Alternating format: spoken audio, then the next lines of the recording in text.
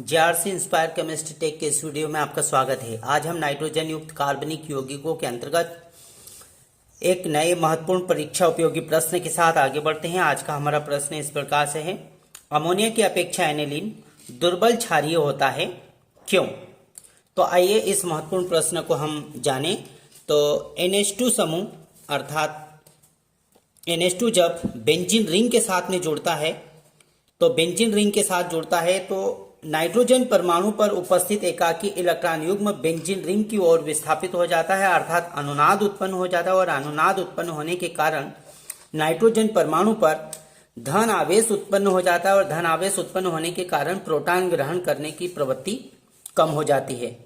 जबकि यदि हम अमोनिया की बात करें, NH3 की बात करें अमोनिया की, तो अमोनिया में नाइट्रोजन परमाणु पर भी एकाकी इलेक्ट्रॉन युग्म उपस्थित होता है, जो प्रोटॉन को आसानी से ग्रहण कर अमोनियम आयन बना लेता है, NH4+ आयन, अर्थात प्रोटॉन को आसानी से ग्रहण कर लेता है।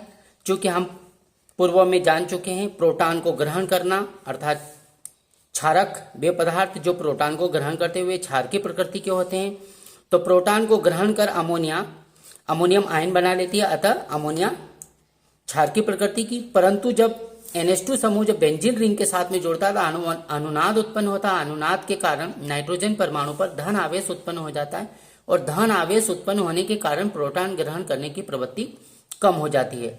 अतः एनिलीन कम क्षार की प्रकृति की और अमोनिया अधिक क्षार की प्रकृति का होता है। आइए हम चित्र के माध्यम से जानें। तो एनिलीन में अनुनाद के कारण अर्थात इस प्रकार से NH2 समूह जब बेंजीन रिंग के साथ जुड़ता है तो अनुनाद उत्पन्न होता है। अनुनाद के कारण नाइट्रोजन परमाणु पर एकाकी इलेक्ट्रॉन युग्म की उपलब्धता कम हो जाती है, क्योंकि ये एकाकी इलेक्ट्रॉन युग्म बेंजीन रिंग की ओर विस्थापित हो जाता है। इस प्रकार से उपलब्धता कम हो जाती है तथा यह इलेक्ट्रॉन युग्म बेंजीन रिंग में संचारित हो जाता है, जिससे एनिलीन के नाइट्रोजन परमाणु पर आंशिक धनावेश उत्पन्न हो जाता है। यह प्रोटॉन को प्रतिकर्षित करता है, अर्थात यदि NH2 समूह पर H+ आयन प्रोटॉन दिए जाए तो यह प्रोटॉन को ग्रहण नहीं करेगा, अर्थात यह प्रोटॉन को प्रतिकर्षित करता है। इसलिए एनिलीन की क्षार की प्रकृति अमोनिया की तुलना में कम होती है। अमोनिया की क्षार की प्रकृति को हमने समीकरण के माध्यम से जाना। तो इस महत्वपूर्ण प्रश्न को हमने चित्र एवं समीकरण दोनों के माध्यम से जाना। धन्यवाद।